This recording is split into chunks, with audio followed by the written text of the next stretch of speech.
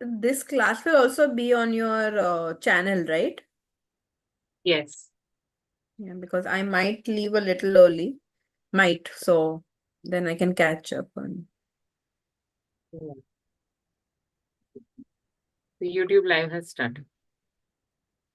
Namo Arihantanam, Namo Siddhanam, Namo Airiyanam, Namo Uvajjayanam, Namo Lui Savasahunam, Mangalam Bhagavan Viro, Mangalam Gautamo Gani, Mangalam Kunda Kundaryo, Jaina Dharmostu Mangalam, Sarvamangal Mangalyam, Sarvakalyanakarakam, Pradhanam Sarvadharmanam, Jainam Jayatu Shasanam, Jainam Jayatu Shasanam. Jainam Jayatu Shasanam. So, Jai Jinendra, in today's class, I'm pretty relaxed because I don't have to say anything. So, who wants to go first? Aditi ji, you want to leave? You want to start? I don't mind starting, but if you want to go in the order from chapter 1, I don't mind waiting. Otherwise, No, I can it's, start. I'll it's start? okay. Yeah. Okay. So, my story was the eater of leftovers. So, in this story, the royal mother, Yashwati Nanda, is overjoyed that her son, King Bharat, has conquered all the 6 continents and combining all of them into a single nation of Bharat. There was celebration and pompous all around, and she was filled with pride and eagerly waiting to congratulate her son in person. Now, as the king arrived at the gates of the palace, he saw that the royal mother and all family members were welcoming him enthusiastically.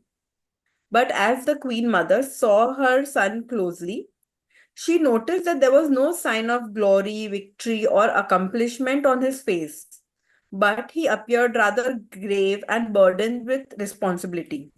So she asked Bharat what was the matter, and he dully replied that her wishes were executed, and as per her order, all the 6 continents were now under his single kingdom. Um, and then the mother made a remark that, and what about your heart?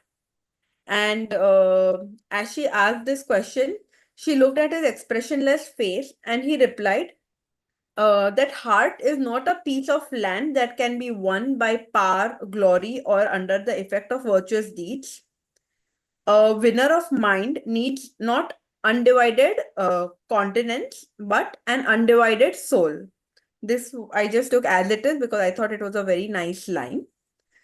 Yashwati was taken aback and asked him why he was speaking in such incomprehensible way. King Bharat, with great clarity, explained that these are not confusing sentences, but this is the supreme truth. It is not the assumption of the soul in an integrated, sorry, it is the assumption of the soul in an integrated form that truly makes our life meaningful. Yashwati, trying to change his mind, kept glorifying how he is the first emperor ever to achieve this feat. But Bharat humbly replied that this was all a delusion. He said that when he went to have his name written on the famous rock which has all these historical achievements, he realized that many emperors before him had also done the same. And in fact, to put his name over there, he had to erase somebody else's name to make space for him. So he realized that such victories are of significance only to those who feature in it and to no one else. By erasing someone else's name, it dawned upon him that this land is not some fresh object that he has got or he has created, but it is just a piece of leftover. It is but a piece of land that is just left over by someone who didn't need it any longer. His victory was not of some untouched food that is something that no one could have achieved before, but it was simply something that was abandoned by the previous owner, or like leftover food. Will I become immortal, or and my name and fame remain forever? No, someone else will erase my name to make space for their name on the rock. The queen mother was firm that Bharat is not an eater of leftovers. And Bharat tried to explain to her that because she's thinking like a mother, and her affection and attachment for her son are blinding her from accepting the truth. He said that we cannot judge a reality or appearance by passion or by thought. Yashwati insisted that he has won the kingdom with his strength, might, and not just by begging or taking some charity like how people take leftovers. But Bharat used the example of how even if there is some leftover meat, how animals will be fighting with each other even for that leftover meat. And whoever gets that leftover food is going to get by their might. So leftover food can also be won by might. Blinded by glory, the royal mother insisted that this victory was a fruit of his good karma. And Bharat coolly said that even leftover food to get is karma. Not everyone gets leftover food. There are many people who do go hungry as well. So Bharat said that that in fact this victory is not a fruit of his might or virtue, but the empire truly belonged to Bahubali, who even after winning the whole kingdom, let it go, and Bharat was simply now enjoying the empire abandoned by him. So isn't this leftover? Yes, Swati, brimming with passion for her son, praised his detachment that, oh wow, my son is so detached. So she's praising his detachment, and she said that, oh, your detachment will always be remembered forever, and it is immortal, and this gun of yours will make you immortal. But Emperor Bharat even brushed that off, that this is nothing compared to that of Bahubali or Rishabh Sen. Even his detachment cannot be of any match to those of the sons of Rishabh Dev. He realized that he had not full control over his attachment yet, but he was gaining right knowledge and wisdom. And though he wasn't able to give up his emperorship completely, the incident had humbled him, and he did not take any pride or passion in this victory. It was not his glory. This victory was not of any what it was not his glory, but it was his helplessness. Hence, he felt as a mere mortal, feeding on the leftovers of those who had abandoned those kingdoms in the pursuit of moksha. So this So was what is your takeaway from this? What is the one thing you think you have learned? um. So I use this example to think that, when we think that we get something, we have achieved something. Like if I have bought a new house, or if I've bought if I have achieved something in heirloom, and I feel that, oh, this is my prized possession. I have bought a new house, but I don't realize that somebody else has actually just sold it off. They don't need it, they don't want it. Maybe they went for something bigger or smaller, I don't know. But this house, which is of great possession, great attachment, and I feel victorious to, being able to own it, that it's my hard earned money and all, I think uh, is, as they say, is a leftover of somebody else. Same way, I think I don't need to explain the meaning very well, because the lines of King Bharat were only really touching. How he coolly said that he realized that one person will make place for another, and as you age, or as you gain start realizing something else is of more significance to you, you will also be able to let go, and what you are achieving right now can be, you may feel take the pride in it today, but the same thing tomorrow you may not even need it. Right. So in our daily life also, most of us are striving for things, that are easily erasable in this life itself, right? So the lesson is simple, that the Chakravarti, who is the winner of Chakhand, also feels that his achievement in entire Manushya Lok, Chakravarti is having the most punya. Okay, nobody is above him. And he himself feels that, this is tuch. Tuch means it is, substandard as compared to the bliss that we receive in the soul. So the lesson is simple, that, we are running behind the Pudgal Jad possessions and wasting our entire life behind that, whereas, it is nothing. The value of those possessions is absolutely nothing, and we must definitely, open our eyes and do Purusharth in the right direction. Thank you, Aditi ji. Who's next? Who wants to go? Shall I go? Shall I go? Okay. Yeah. This is an unforgivable offense. Second katha in that series. This actually our ma'am Vijay. You are given the gist of the story in the last class. I said this story only. Okay. Not this story. That Raksha Bandhan. It is a part of the Raksha Bandhan story. This unforgivable offense is part of the it's an initial part of the Raksha Bandhan stories. It has happened in the 19th Tirthankara, Malli Tirthankara time. We have to go to Avanti Raj. That is, Avanti Raj is the present Madhya Pradesh. That the capital is Ujjain. That Raja's, just I'm telling that Raja's name, no? The Acharya Akampana is, we all, everybody who have read that Raksha Bandhan story knows it. Acharya Akampana is having very big song, consists of 700 munis under him, is a very great scholar, all these things, everything. And that Raja's name, okay, yeah, he was all this in that Udyan, all this, they are doing tapas. That Raja of that Avanti, I'll get the name. I have to see that. He is very bhakt. Along with the ministers, he has had a Bali and other 4 ministers, courtiers. One day, they went to the Udyan and had a darshan of Muni Maharaj, and they seeking the blessings. We all know, Munis, while they are in taps, meditation, they will not respond to any, even the Raja comes also, they are not bothered. Their own body also, they are not having concentration. So they are all in this one. That Raja is being a Jinadharma follower, he knows it, they are in meditation. But all these courtiers know, they are against the Jinadharma, this policy, this way of this one. So they got angry. See, our Raja is going, they are not all responding, they are in mount, they are insulting our Raja. Then Raja went off. Out of this, then after this, realizing the Agampanya, because they are all Avadijnani, they would have been, they told, he has given the instruction to the Muni Sang, whoever comes, don't get into any conversation, you should keep silence.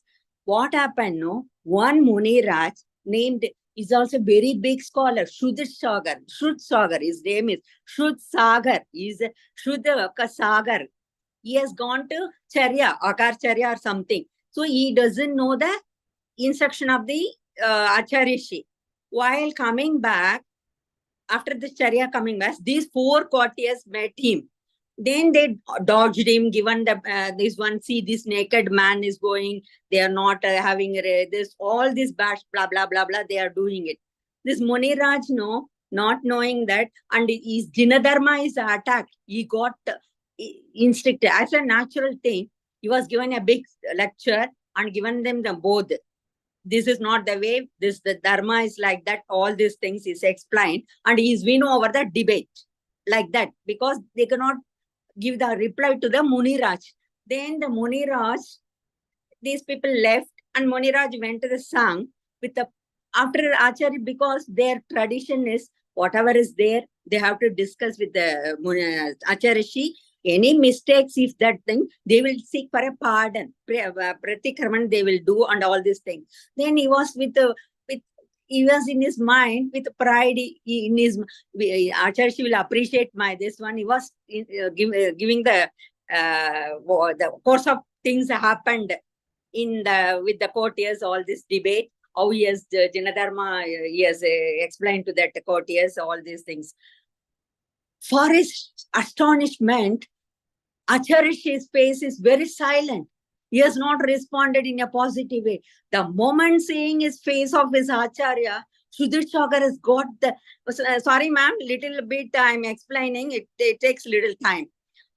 Acharya Shiva, Sudhir Muniraj, oh, something has, I have done some unforgivable mistake I have done. Because of my action, there will be a problem and trouble to the Muni Sang. So that is the thing. Then he realized it. See, the silence speaks the world. Yeah, after seeing is this, he is telling, please forgive me. I'm shortening all this thing because of the extension. He just knowing that mistake he has done, he has fallen to the feet of the Acharya Rishi. Please forgive me. I have done a mistake. Because of this, there will be a trouble and upasarg for the Muni Sang. Please give me a prachit. They'll take prachit and follow it. For that also Muni's Raj is keeping quiet. Acharya is keeping quiet. I know about your show. He was telling few words. Muniraj understood the humiliation who are more danger than the people. He is telling, Shuddha is telling to the Acharya. See, who are more danger than enraged snake and hungry lion. When he's telling, no, Shuddha Acharya nothing told. But Shuddha himself tell, I will take the prachit, please give me a permission. I will go and stay in the night where the debate has took place, so that but Acharya is knowing the danger of the Muni and the people's attitude, that courteous, no, that Bali is the head of that 4 courteous ministers. Then for that only Sudha Muni understood Acharya is feeling how the humiliated man will be a danger, enraged snake and a hungry lion. This Shuddha Muniraj is going there like that. But keeping the silence as a permission, Muniraj went back and he was telling him, please, you have 1 hour, so many words, you have given so many debates, you are win over. But this night, you win over yourself. Keep in meditation, keep silent, and in a deep meditation, you stay. And like that, he was telling, Sudhir went back to the place where the debate took. And in the night, in the moonlight, as usual, it is not in the story, but I'm adding little. The 4 courtiers to take the revenge of this Muniraj, they came with a sword. All these things, they were about to hurt the Muniraj. Because of his taps and meditation power, they stood as a still. They cannot do anything. This is the unforgivable mistake he feels, but he has not, but he is telling, Shuddha sir is telling to the Acharya, you all given an instruction to keep silence. I didn't do, I went into the debate. But Acharya is telling, when I given the instruction, you are not in the sung, you are being gone out as a charya, you are gone out. There is no mistake in that, in your fault, like that.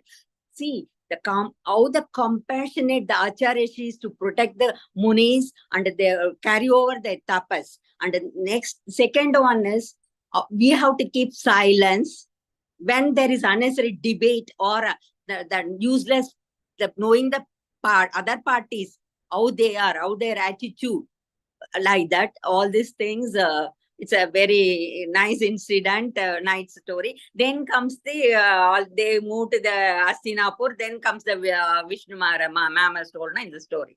This is the one, ma'am. Right. Nice. So the main thing about the story is, like, practically in our life, when you start following Jainism, there will be 10 people who will be pointing fingers at you. Why you don't eat at night? Why you don't eat this? Why you don't eat that? What is the use of this? You've got one life, enjoy, make merry. You have become boring, So I hear these Ma'am, things all not the only time. non-Jains, in the whole, in our In the own family community itself. Exactly. Yeah. As if they will see, இந்த அம்மாக்கு ஒண்ணும் பண்ண முடியாது அப்படின்னு. Yeah, so this is the challenge which every, like zamana itna kharab hai. This challenge is faced by people who want to follow the path of righteousness. But the lesson is that keep silence. Yes, Never it's argue with fools. In my yes. Pathshala itself, we have learned this lesson that मूर्खों से कभी भी argument नहीं करनी है. मूर्खों, you understand? You never argue with fools. Okay, just keep silence. They may insult you, they may mock you, but Yeah, he it's has not given, he was wise told, to. avoid Yeah. futile debates and argument. I have written 2 pages because of time. Yeah. I shortened it. See, avoid. Give updesh, give updesh only to people who are having that ability Yes, to argument. absorb. Keep silence Otherwise, with the people, with the uncultured, rude, with the pride of their own things like that. So many it yes, is. yes. Yeah, The thank you, silence ma'am. is a virtue. Thank you. Who Yeah, wants to go thank you. next? Can I go next, ma'am? Yeah, Gina. sure. Okay. So my the story what I have picked is the Can first we one. see your face, ma'am, if you don't mind? My network is very low, so it is getting continuously Okay, disconnect. That is the reason why I okay, switched off. okay. Even now, I dropped 3 times and rejoined. So the story is about say whatever you might. So the main I'll give the gist of the story, and I will also tell about what was my takeaway. Probably you can correct it, ma'am. So the story is about a wealthy man visiting a monk, Vadiraj, who is afflicted with leprosy. The rich man is very sad or distressed by ascetic's condition, and he actually urges him to use his spiritual power to heal himself. Reason being, one, because people were mocking about the nudity of the religion, and second is even on the faith of the religion, it could be a status quo or something like that because of the leprosy.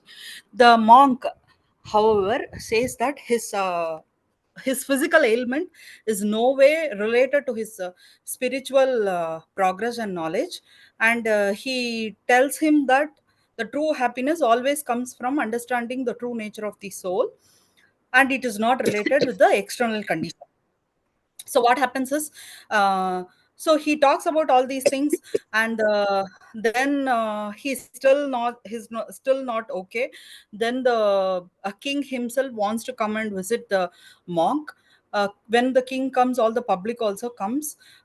When they all listen to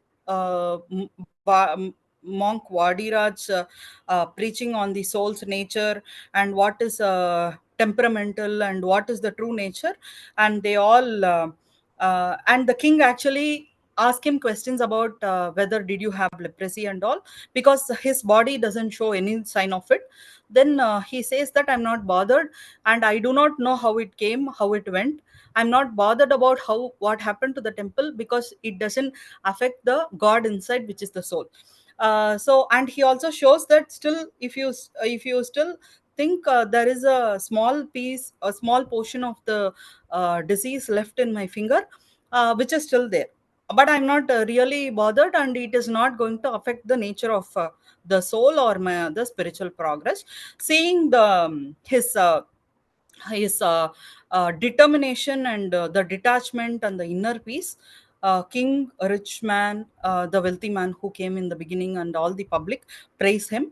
And also in the end, what the justice told us, a lot of people will also say about what has happened to that, instead of taking the true meaning of the what the monk has preached on the true nature of soul, etc. People might think that because of his spiritual power, all his leprosy has gone, his things has changed, and it could also be taken as a magic. So people can interpret in different ways, say whatever may be it. The inner peace and the progress towards the true nature of the soul is it should be the goal. So that is the gist of the story. So what I understood is it highlighted the um the idea of the physical condition and external factors, societal judgments, external perception doesn't impact or define anybody's spiritual state. And what is the most important thing is the spiritual journey and the journey towards the soul is most important. Whatever You might say whatever the society might say, whatever the other people might have a perception of it. If you are in a right journey of soul, please proceed without any impedance, is what I learned from the story, ma'am. Right. One of the other important things is that, whenever one goes ahead in the path of spirituality, all these chamatkar, you understand, riddhi, labdhi, Mocks. siddhi, Yeah. things, they appear naturally, but the Muniraj is so vitragi, they are so passionless that they don't want to use it. Even at the cost, like Sanat Kumar Chakravarti became a Muniraj for 700 years. He had leprosy and his own saliva had the power to cure it, but he didn't use it because they don't care about it. Yeah, So Vishnu in Kumar this, Muni Raj, he doesn't know that he got the power. yeah, so Some all these Acharya Ruddhi came and, and told. for them, all this Ruddhi is, tuch. They don't care about it and they don't want it. They never use it. If they use it, it's, they are again falling into Rag. So all this tapasya they have done to attain Vitrakta, so they will never go back into it. And these Ruddhis are useless. That is one thing. Another thing is, like Jinapriya rightly said, that people will say whatever they want, the journey of the soul is not defined by how you look. What is your current uday? Like in the life of sadhak also, very bad situations do arise, and there are, like physical ailments, there is whatever may come. But that uday does not define your spiritual journey, is what I'm trying to say. Like Srimad Ji had a alp ayushya of only 33 years. But spiritually, he was like, in the contemporary era, one of the most refined souls, we can say. So your uday does not define your journey, and it doesn't matter because शरीर और बाकी सब भिन्न है. It is completely distinct. So this is how we have to differentiate between the soul and all the external uday and move ahead. Very nice. Who is going next? Yeah. Anyone So, wants to go? Or should I tell? yeah, this is Subhasrani, ma'am. Let me finish it off. Okay. Yeah. Sure. Jai Jinendra, ma'am. Jai My Hind. story is Untying the Knot. The actual story is they start with Seth Jawaharlal Seth. He is a jeweler, and he gave uh, one ruby to his wife before his death, and he instructed his wife to pass this ruby to their son once he grows up, so that he could sell this ruby and use his finance as capital to start a business. After his death, the son name is Chetan Lal. Jawaharlal, my son name is Chetan Lal. Mother raised him with dedication, and he provided his son everything without using this ruby.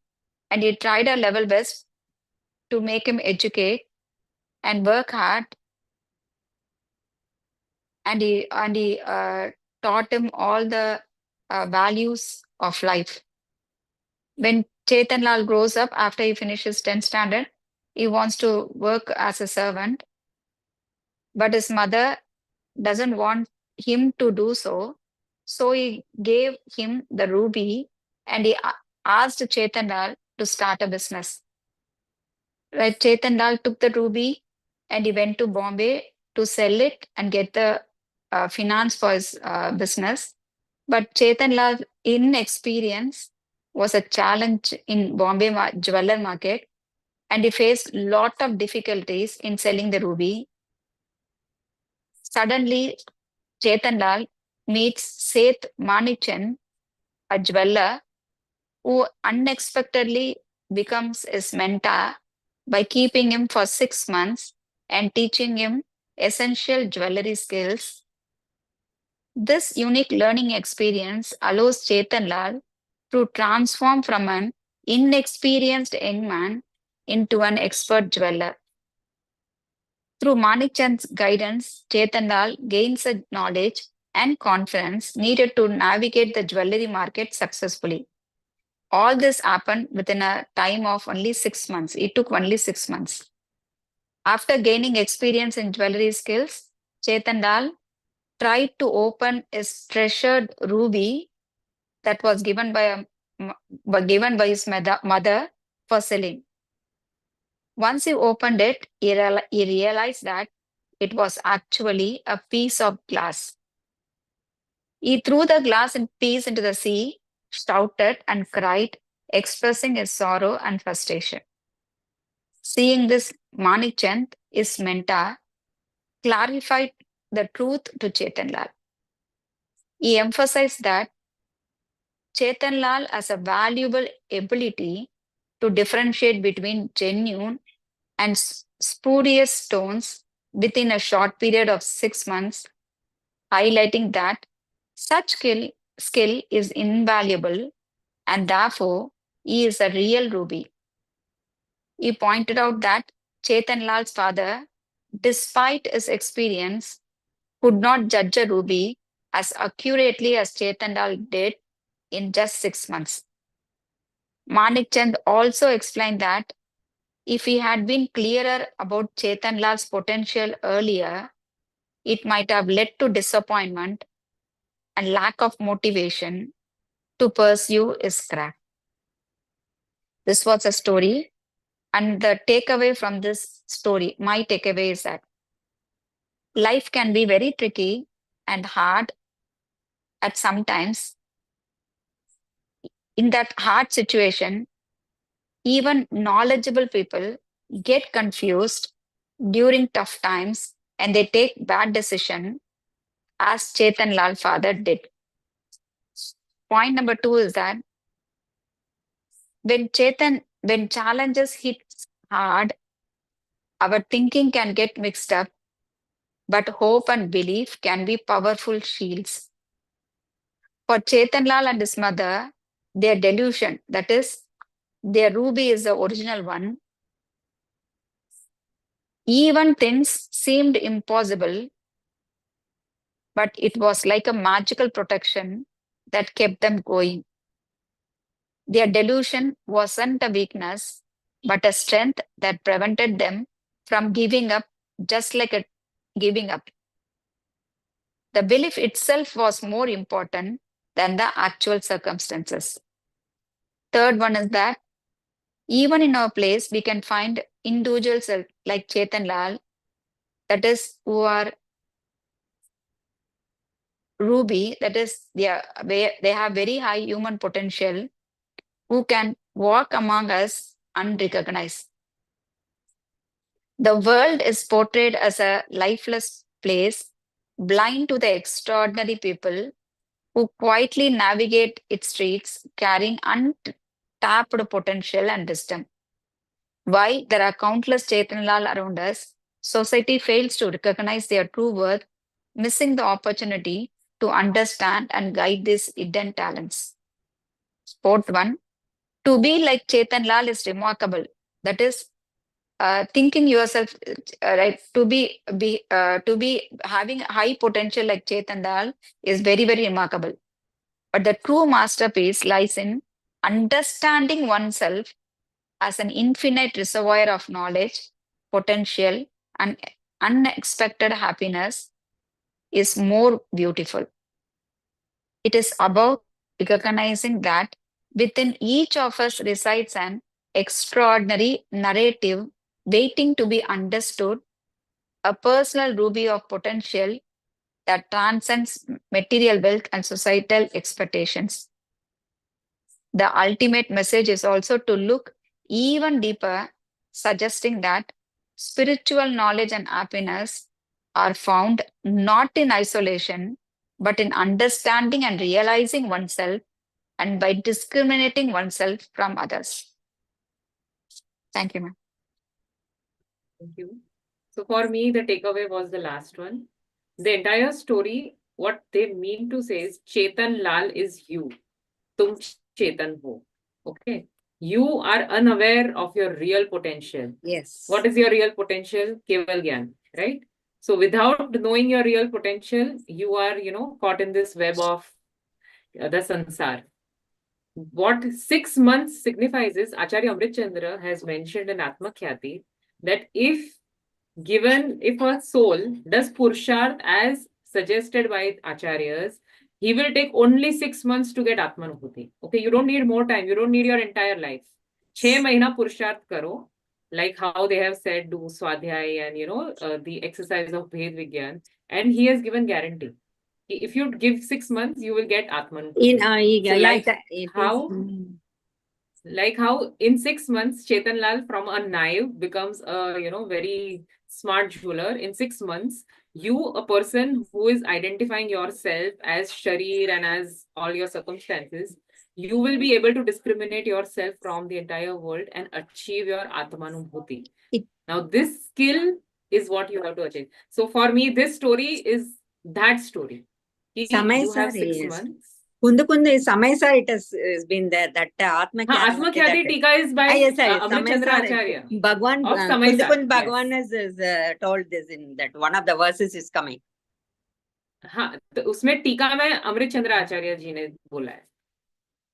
This is that colors, no? If you know the language, you can read. We are finding difficult in reading that language. Colors is very right. So this is the actual story, that in 6 months you can become what?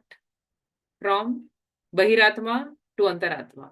Now, remember what it was. Okay, yeah. So this is what it means, and we all should strive to do that. Who wants to go next? Chalo, jaldi, jaldi. Jinali? Yeah? Okay, Jinali. Yeah, so my story is The Little Foolishness. It is a story of two friends, Pandit Sumti Chand and Seth Dhanpat Rai. Their friendship was so strong that people around them were... sorry, what is the story topic, ma? The Little Foolishness. Oh, okay. Thank you. Yeah, so it is a story of two friends. They were very close friends, Pandit Sumti Chand and Seth Dhanpat Rai. Their friendship was so strong that people used to envy, their friendship and their bond. Even their family members used to envy them. So it was so family members were jealous of the bond. It was natural that if any of them is not found anywhere, it was like it was sure that that person would be in the other person's house. So due to their strong bonding, the society also benefited, as any new development or suggestion put forward to any of them would be well analyzed by both without having a contradictory opinion and passed for the best welfare of the society. But one day at Seth Dhanpat Rai's house, some relatives had visited, and the kid had worn a gold bracelet which got lost while playing. And the suspect by the wife was the scholar Sumti Chand, as he was the only outsider who had visited the house. So, and it was a very instant reaction from the wife that, because he was the only one who was outsider. So, like, Sumti Chand might have taken the bracelet, but she didn't want to blame him, but it was a instant reaction from her side when they were inspecting where the bracelet was. This created a distance between both the friends, both knowing in their heart that they trusted each other. Hence, this affected the society also. But later, the bracelet was found by the staff and all became normal. For me, the moral of the story is the little foolishness from the wife's side became a lifelong scar in their friendship. And so, before giving any analysis or any judgment about anybody, we need to see all the angles and then decide. So, instant reaction without thinking, without a pause, ruined a lot of things, and their friendship never came to normalcy later. So that's right. So, Jinali ji, can you relate what you just said to the topic we have learned in our semester? That Praman and And nay, this is what I felt was like, you see one point of view. So a wise decision only can be taken if you see all the point of views, and or from all the angles, and not only from one point of view. I mean, if you have the whole picture, you can have the right knowledge about a thing. Anekandvad. Yeah. Right. So yeah, so Anekant and Syadwa was what I was hinting at, because Okay, sorry. Syadwa's views the same thing. No, Nai Praman is also fine. See, one same thing is interpretation. Each of us has a different thing. Right. You understand? So what Subhaji said was her interpretation of the story. What I said is mine. And it is not like one is correct and another is wrong. You know, we all Yeah. have our own interpretations and we all can, be right at the same time. That is Right. what Anekant has taught us. So yeah, so the story is that, one simple stupidity on the side of the wife is spoiling the whole friendship, and in our life also, without thinking. If we are saying, judging, it can be a lifelong impact. Even in our, spiritual studies also, one small mistake can mean a lot. But always there is a path of redemption also. Like our dharam says ki kal ka papi, kal ka mahapurush ho sakta hai. So even if you have strayed afar, there is always possibility of coming back. Like both the things exist at the same time. So we should be very mindful while judging others. We should be actually never judge anybody else, only, be a reflection of your own thoughts, of your own feelings, of your own, things should happen first rather than judging or pointing fingers at anyone else. So that should be the moral. Uh, Darshiji, you want to go? Or Rajshri, you wants to go? Vijayji, I think if everyone else finishes, mine is a bit long, so I'd rather everyone finishes, if you don't mind. Okay, Rajshri, yeah? Yeah. Mine is very short. I'm Okay. not elaborating. Mine is the hapless Bharat. So one day in the courtyard of Bharat Raja, 3 good newses came, one after another. Rishabdev Bhagwan got omniscience, Keval Gyan. A son was born to Bharat Raja, and the third was a message of the emergence of the Chakra Ratna. Hearing all these, Bharat Raja was immersed in deep thought. It was not that he was unhappy hearing them, but he felt he was very unfortunate because all his brothers and all were in the sermon with his father and were listening to his lectures 3 times a day. While he was not fortunate, only he got to listen to them, his father, only once or twice. And it was not that his son being born or his father getting omniscience was anything not keeping him happy, but he was very happy. And his mother and chief minister advised him that he should be happy and accept what has come into his life. As he was a person of wisdom, whatever he does will not be done by his wisdom, but will be done by his heart. And not will be done by his wisdom and not by his heart. Whatever, if he rules the check and he has to win the 6 continents. So it will be with his wisdom and not by his heart. So they asked him not to be unhappy about what he has received about it. But he knew that these worldly things were not for him for his permanent happiness. So according to me, the gist was that material success is insignificant compared to the spiritual liberation. Attachment to worldly possessions and ego prevents one from true happiness in spiritual progress. That's all. Very, very nice, short and sweet. I made it very So, short. I didn't want to elaborate on it. It was okay. not much to say also. Yeah. Yeah. So the thing to say over here is that Bharat Chakravarti, he is a Shaik Samyak Drashti, which means that, of course, he is Gyani, he has understood what the true beauty of the soul is. And Shaik Samyak Darshan means definitely he is not falling back into the cycle of sansar. So such a Jeev, he is blessed with this Chhe Khand. And when we learn about karma theory and we understand that there are some karma like Nikachit and Nidhati karma, we get scared that, ye karma bhogne padenge, but it is not only for pap. Nikachit karma is also in punya. And Chakravarti is one of those punya, is like, if it comes to you, you have to, वो भोगने से ही निकलता है. वो ऐसे नहीं जाता है. तो even if he does not want to become a Chakravarti, if he has that divine weapon in his arsenal, he has to go and win the sixth khand. So he has vairagya in his heart, but the Uday is telling him to go and win over the six khands and be the emperor of the six regions. So this is like, antardvand, if you have known. Something your heart tells you to do and something else is there in your Uday, and it happens to us also. Like we want to do something and yet the Uday says something else and we go with it.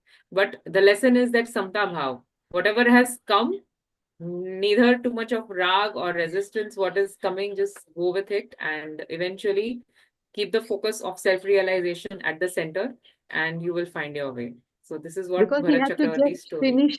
he has to finish off those karmas Yeah, to he move has to do it, forward. right? That's why. Yeah, Exactly. that's So what.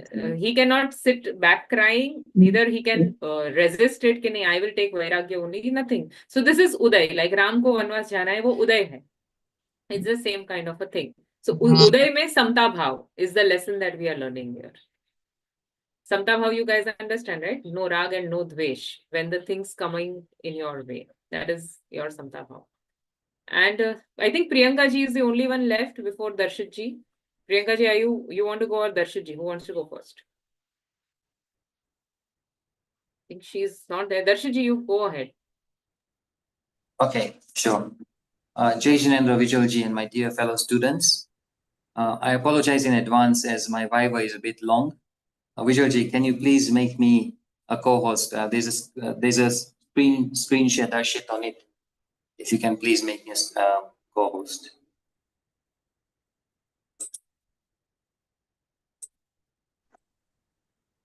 Darshit ji, thank you for going first. And Vijay ji, I'm actually driving, so I'm reaching home in like 5 minutes. So I think I should be in time by the time Darshit ji finishes his Bible. Yes. Works. Okay. I chose my topic. It's called the conversion with great care, and I will honestly say that I feel privileged and humbled to be able to speak about this, as this topic is very close to my heart. I chose this topic because it is on the greatest of men, Pujya Gurudev Sri Kanji Swami. I had the privilege of meeting Pujya Gurudev Sri Kanji Swami, a future Tirthankar, as a 10-year-old boy in Nairobi in 1980. This is the man who has shown us the right path to liberation. He has deciphered the Digamba chain philosophy for us to such a high clarity so that we may remain with no doubt on the true path to liberation. My grandfather and other great souls decided to build a Digamba Jain temple in Nairobi. They went to the greatest of lengths to make sure that they did everything correctly, even to the point of importing the marble from India. All the Bhagwan Murtis, 6 in total, were brought in from India. Once the temple was built, it was decided that all rituals will be fully followed, as is done in India, to ensure that the mandir is inaugurated in the correct way. That is when my grandfather came to India to meet Pujya Gurudev Sri and to give him a personal invite to come to Nairobi. Remember, at this time, there had been no other Digamba Jain temple built anywhere else in the world in the modern era. We were fortunate that Swamiji graciously accepted the invitation at the age of 90 years to travel outside of India. Surely he must have seen something special for him to come to Africa at that sort of age too. I sincerely believe that he sacrificed his time by coming over so that he could do Dharma Prabhavana, spread the correct word of liberation as per our Digamba Jain teachings. Can you imagine, we did a full program of a Pratishta Motsav in Nairobi. It had never been done outside of India. Over 400 visitors and scholars came in from India itself to Nairobi to be a part of this grand opening of the mandir. My fellow students and respected teacher Vijayji, I can share today that Pujya Gurudev Sri came to our family home in Nairobi and we did the Diksha Kalyana function at our house. I also served him Ahadan on that day. To me, that is the same as serving a Muni Ahadan. That is a chance that very few people get in their lives. As a 10-year-old boy, I don't think I ever comprehended the impact he would have on my life journey. I remind myself constantly, what a lost Atma I would be without Swamiji's teachings. Next year, it will be 75 years since we set up Sri Digambar Jain Mumuksh Mandir Nairobi, and it will be 45 years for the actual mandir itself. So if you can look at my screen, this first photograph is when Puja Gurudev Shri came to Nairobi, and he was welcomed by my grandfather sitting next to him, and my Nana is standing behind. And it's at the airport in Nairobi in a private lounge. In those days, there was nothing like private lounges, but they managed to get a special room set up for him. Then here, when we are doing the Pratishta Motsav, you can see the procession taking place. We went around the major streets of Nairobi walking, and it is something that has never been done in this country before. So there's those two pictures with the procession. This is the actual mandir that was built. So there's a picture of it there. In the next picture, you can see the lecture hall where the lectures used to take place. I think thousands of people used to come to listen to him every day. Even from other sects, other Jain sects as well. This is when the murtis were brought in. They were inaugurated the correct way, and Puja Gurudev Shri is doing his vidhi for them. Further down, you can see here, this is my old house where the Diksha Kalyana function was done. It was done under a lukat tree. So there's all these people, hundreds of people at my house doing the function there. As you can see here, this is where in our house the Ardan was given. That's me in the golden outfit. Some of them are my brothers standing next to me. And there is, Vijayji, you must be knowing this great man next to Gurudev Shri. So I don't remember his name, to be honest. But he was a very learned person. I think he took care of Gurudev Shri for all his life, more or less, or for a large part of his life. So the last picture, I'll leave it for the end. I'm coming to it. So when we are born in a particular sect, we end up following certain rules and rituals. Even when we find the right path, it is difficult to take this path, as the shackles of the older traditions are hard to break free from. We can easily become an outcast in society if we walk against these traditions. Previously, Gurudev Shri was a staunch Stanakwasi follower and preacher. When he came across the Samaysar Shastra, he realized that this showed the right path to liberation. Imagine how deep his knowledge must be that he was able to not only understand the Samaysar Shastra, but to explain it to others in depth. This is a feat that no ordinary man can undertake. At that point, he realized a few things. He decided to start following the Digambar Jain sect. Puja Gurudev Shri went through immense challenges when he tried to change over to break away from the shackles of his traditional sect, and being a revolutionary in following the true teachings of the Digambar sect. Having been a staunch Stanakwasi follower and a valued preacher of that faith, the Stanakwasi community was not at all keen to lose such a force from within them. They really tried to discourage Puja Gurudev Shri from leaving their faith and changing to the Digambar sect. His own realization made him think about the following things. He had squandered away so much of his time in going with the wrong truth. A lion-like boldness would be required to break away and being revolutionary. If he thought about his fellow followers on the wrong path, he can also straitjacket. I think straitjacket means to stop him from carrying out his bold move. Followers will only follow, and he mistook his followers for companions, and that would also keep him trapped, not allowing him to follow his own conscience. He realized the attachment part here. He also knew that his true followers will definitely follow him.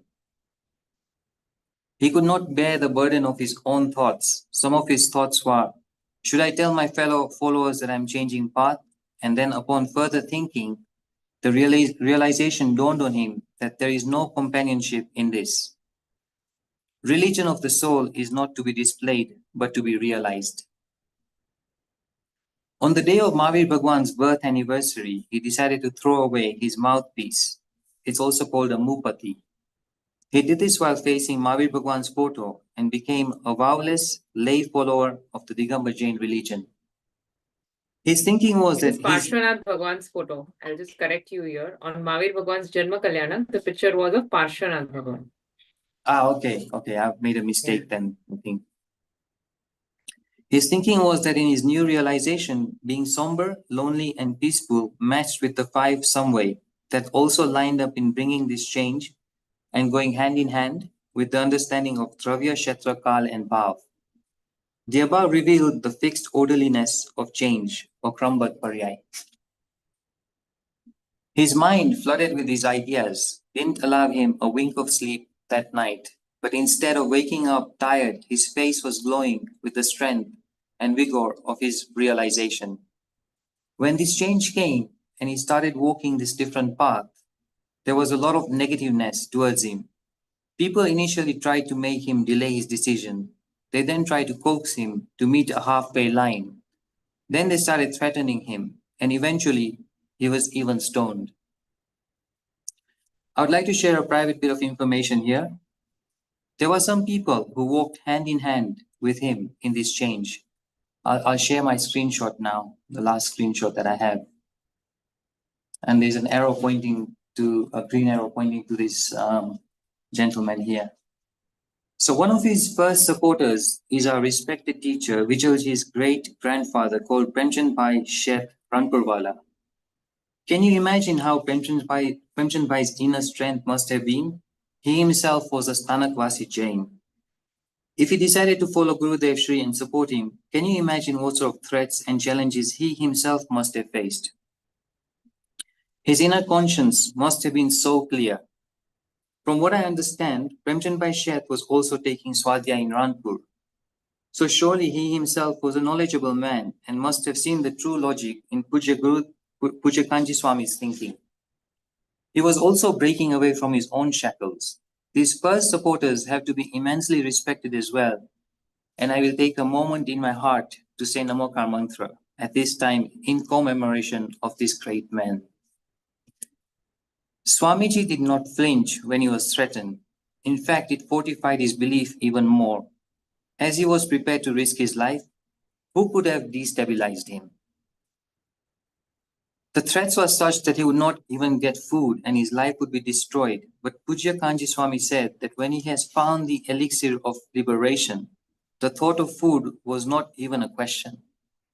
He said he was willing to give away the wealth of an emperor for what he had found, a way to being bodiless.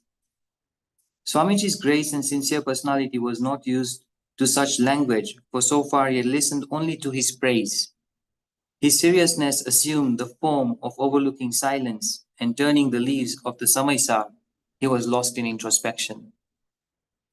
During these threats and harassment that Swamiji faced, the opposition even came to convince him of a compromise by saying he should not remove the mouth cover. I will leave you with these words. Swamiji said to them firmly, there is no such way out. When the belief has been eradicated, the mouth cover cannot be retained for a limitless time. Such is the nature of things. What can anyone do? I cannot betray myself any longer. It is not possible for me to bear the burden of what I neither trust nor understand. It is important for not only me, but anyone who is a man of wisdom. My fellow students, let's look at this story and think. When we have problems in life, even the thought of giving exams and assignments, it worries us and shakes us. We have been given the greatest gift in our hands.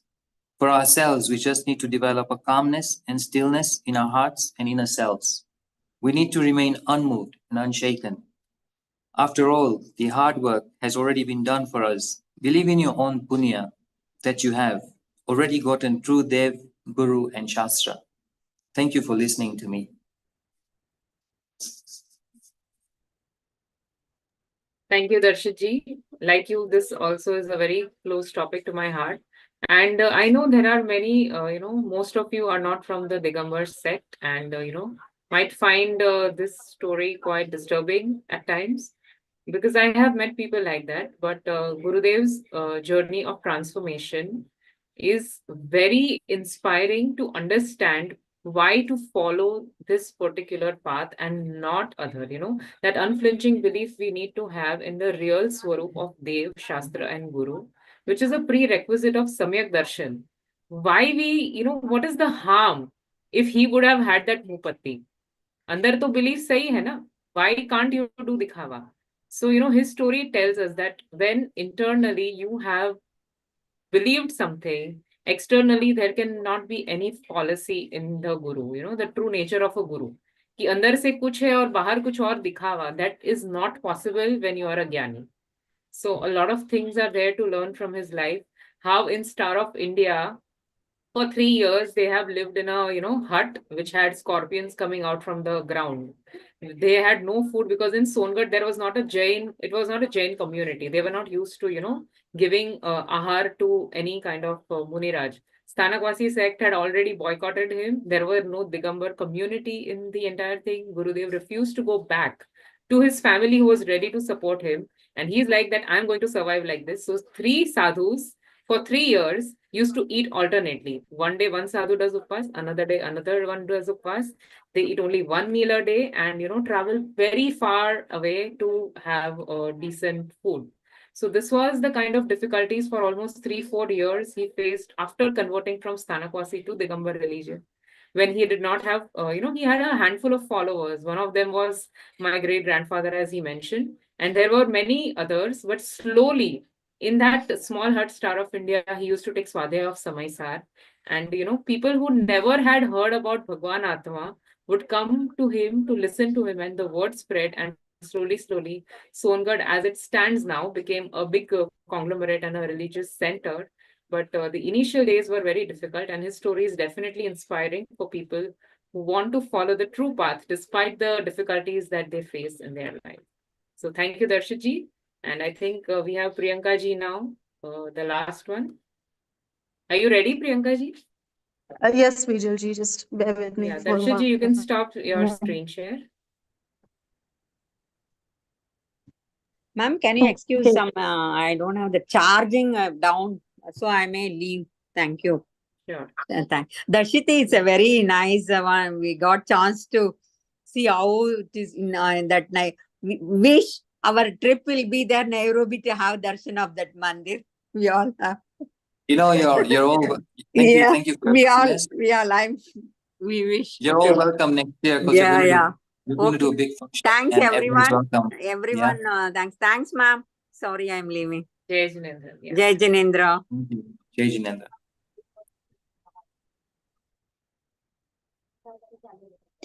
Yeah, Jai Jinendra, Vijay ji, and Jai everybody. Jinendra. I'm not as eloquent as other members of the group, so I'll try my best to summarize and just.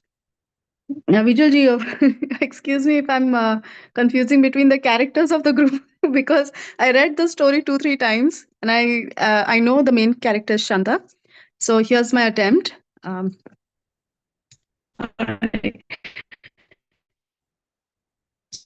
So,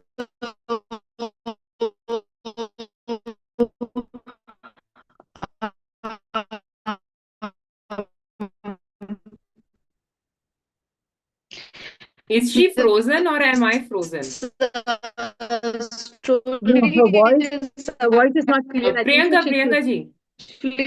About You are absolutely Shanta frozen. and how one night she commits suicide by going to the well. Okay, can you hear me better?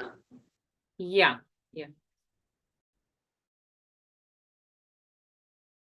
Yeah, go ahead.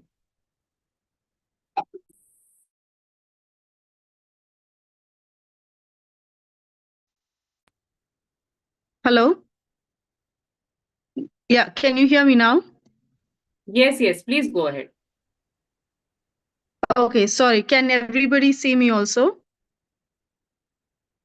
Okay, I'll start from the beginning. So the story is about a woman named Shanta. So from what I understood, she was basically, tired of the worldly, of the family life and the worldly affairs. And she decides to jump off into the well and give away her life.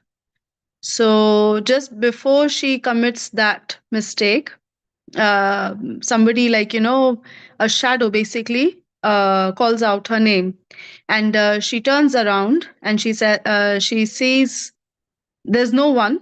Everyone's actually, like, it's in the middle of the night, everyone's asleep, the dog is barking in the background, and so forth. So she sees there's no one, but the shadows, what you consider being as peace and happiness is actually false. You giving away your life and considering death as being, a way of happiness is actually not the right thinking.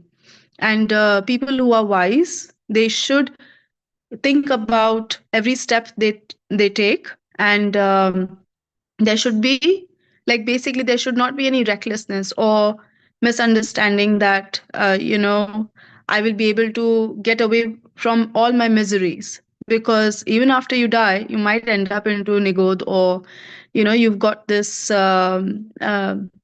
life, a precious life, to free yourself from the shackles of all the miseries and the life and birth and death cycles. So um, at that point, she kind of gets wisdom that, okay, now I don't want to commit suicide, I want to live.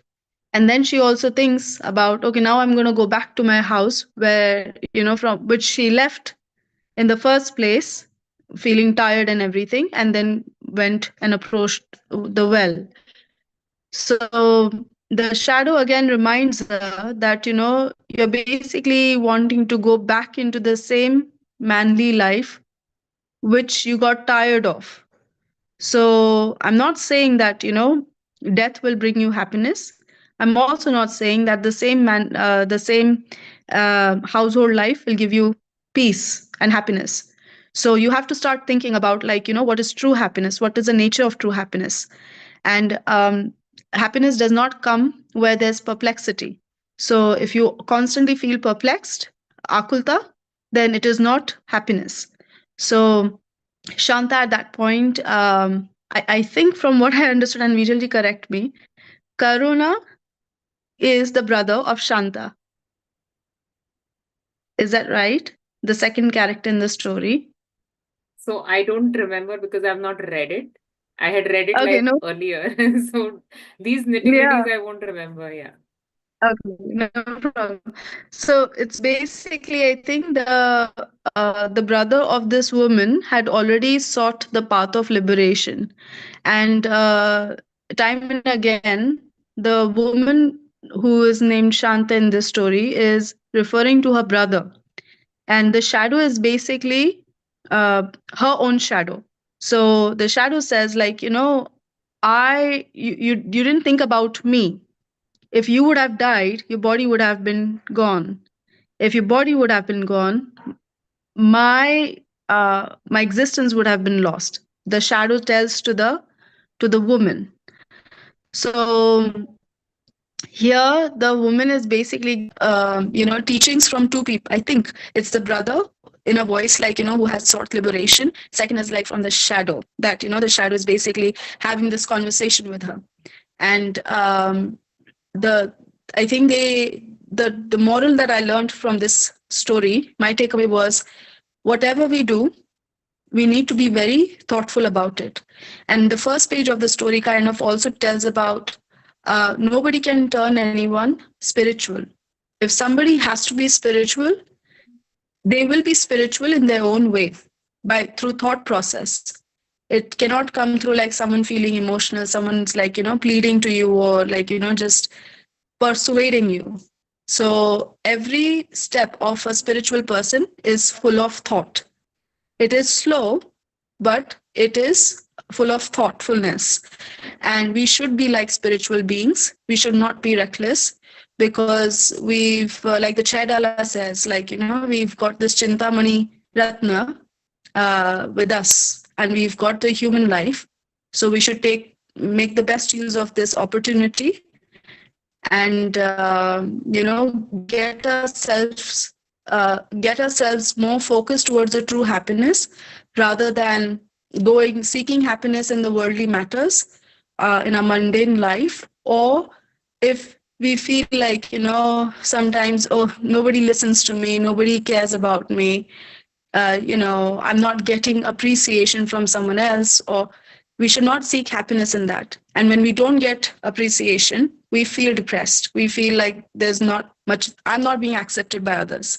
And then, sometimes the intensity of that negative emotion can go to the level where a person might think of ending their lives. So we should never disrespect, because considering end of life is like disrespecting the gift that we've received by getting birth into Jainkull, into a man life, and having the teachings, that is durlabh, that is not easily available to most of us. That Right. was my take. So we all in our life face situations where we want to run away and give it all up, in different ways. So this is kind of a reminder, kind of a motivation that what you have is something rare. And like सबके साथ होता है ये. It's not like, oh, God is unkind to me or something like that. My naseeb is kharab. With everyone, things do happen. And I think they happen for a reason, because it wants to show you the real swaroop of sansar. कि संसार में दुख ही है.